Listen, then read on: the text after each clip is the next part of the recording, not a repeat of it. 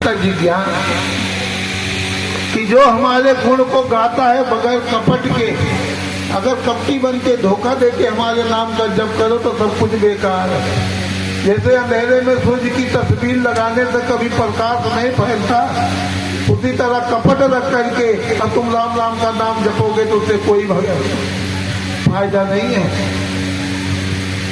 और पांचवी भक्ति क्या है? मंत्र जाप मम दृढ़ विश्वासा पंचम भजन जो वेद प्रकार। कि पहली भक्ति संतों का संग मिले, दूसरी भक्ति उन्होंने बताया कि हमारा गुणगान करे, कथा सुने, तीसरी गुरु जी के चरणों में प्रेम, और पांचवी मंत्र का जाप ओम नमो भगवते वासुदेवाय। 2 अक्षर का नाम राम है, जिसके आगे ओम भी लगाने कोई जरूरत नहीं, पूर्ण अक्षर है। अगर ये भी नहीं होती तो छठी भक्ति है अपने मन को अपने बस में रखना। मन अगर क्रोध में जाए उसको रोक के रखो। किसी का धन देखा तो अपने मन में बस भैया ये पराया धन। एक ऐसे महात्मा जा रहे थे तीर्थ यात्रा पे, तो बोले मैं किसी यात्रा पे जा रहा हूँ, तब तक तुम घर देखना। पति पत्नी ही थे, तो बोले मैं क्या करूंगी अकेले, अगर आप चल रहे हो मैं भी आपके साथ चलूंगी तो मैं भी तीर्थ यात्रा करूंगी। पतिदेव कहने लगे तू बड़ी लालची है, तू वहां जाएगी इधर लालच करेगी, इधर लालच करेगी।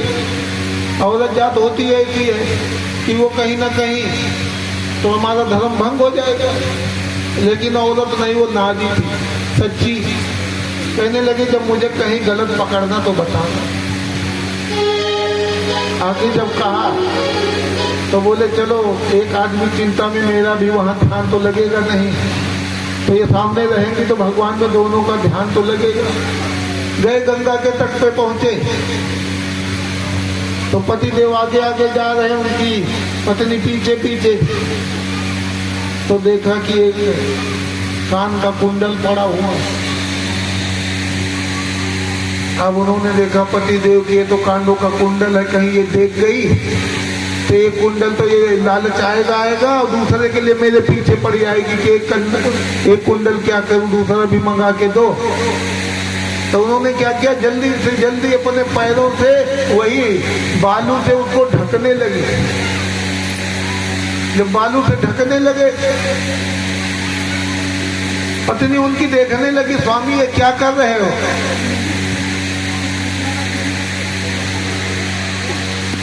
जब तूने देख ही लिया, ये भी भगवान के ही है। भगवान कहते हैं ये मुझे नहीं मानते फिर भी मैं इनको मानता हूँ, कहीं ना कहीं इनकी व्यवस्था करता हूँ।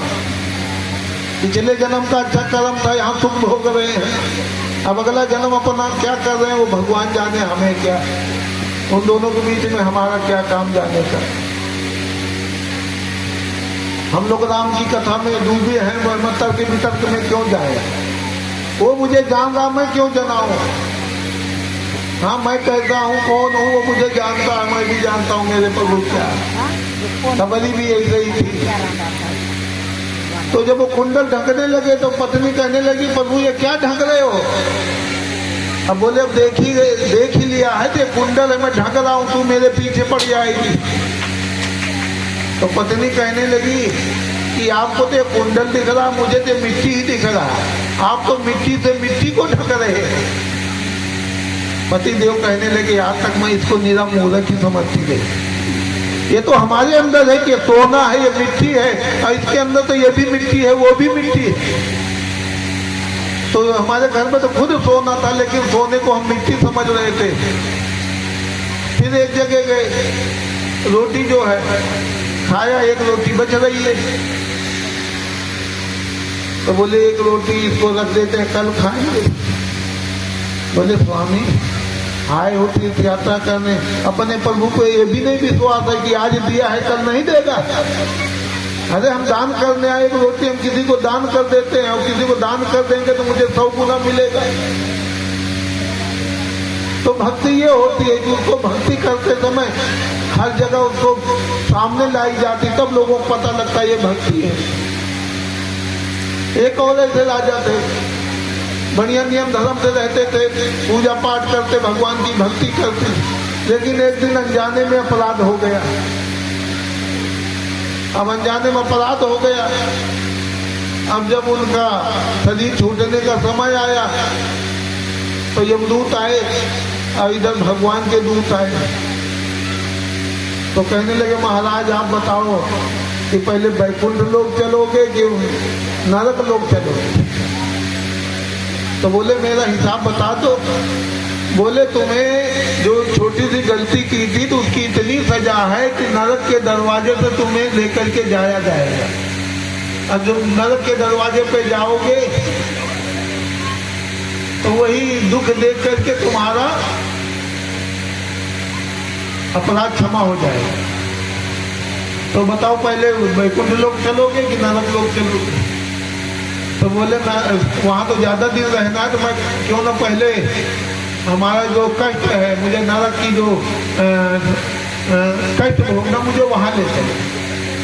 अब धर्मात्मा राजा गए, जैसे नरक के दरवाजे पे पहुंचे तो वहीं अंदर से आवाज आई, बचाओ बचाओ बचाओ। तो बोले आप लोग कौन हैं? बचाओ बचाओ कह रहे हैं हमने उस जन्म में बड़ा पाप किया था और उस पाप के कारण मुझे नरक की ये नाना प्रकार के कष्ट भोगने पड़ रहे हैं। लेकिन आप धर्मात्मा हो, आप जब यहाँ खड़े हो जाते हो तो ठंडी ठंडी हवा के झोंके से जलते हुए शरीर को मुझे बड़ी राहत मिलती है।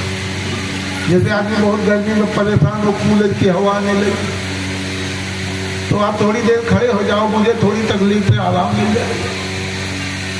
महाराज कहने लगे कि अगर मेरे खड़े रहने से आपको इतना आराम मिल रहा है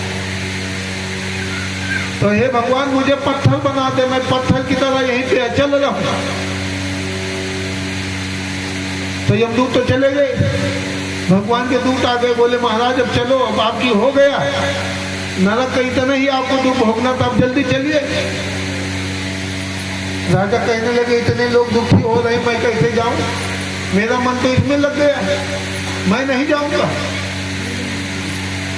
कहने लगे महाराज इनका कुछ नहीं हो सकता, इनको जो किया है उसका कर्म भुगतना पड़ेगा, लेकिन आप तो चलिए।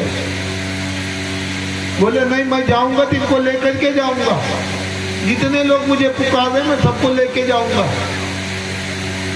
तो भगवान के दूत कहने लगे कि आप चलोगे तो आपका सारा पुण्य ही चला जाएगा, फिर आप नरक भोगोगे और ये सब वैकुंठ लोग जाएंगे। तो राजा कहने लगा अगर हमारी वजह से सैकड़ों आदमी सुख भोगे तो एक अगर नरक में रह लेगा तो क्या हाल है? मैं तुरंत ही अपना सारा पुण्य इनको प्रदान कर देता हूँ और ये जाके सुख भोगे, मैं यही नरक में रहूंगा और मैं नहीं जाऊंगा। तो भगवान के पार्षद थे वो कहने लगे कि भगवान ने आपकी बात मान ली। अब देखिए जो नरक में ये थे सब देखो वैकुंठ लोक को चले जा रहे हैं, वैकुंठ लोक को चले जा रहे हैं। महाराज आप भी चलिए। तो महाराज कहने लगे मैं कैसे जा सकता हूँ, मैंने तो अपना सारा पुण्य दे दिया ही है, तो अभी इनको पुण्य दे दिया तो मेरा पुण्य खत्म, तो मैं तो नरक में ही रहूंगा। तो जितने भी पार्षद थे कहने लगे महाराज एक बात नहीं जानना क्या, अगर किसी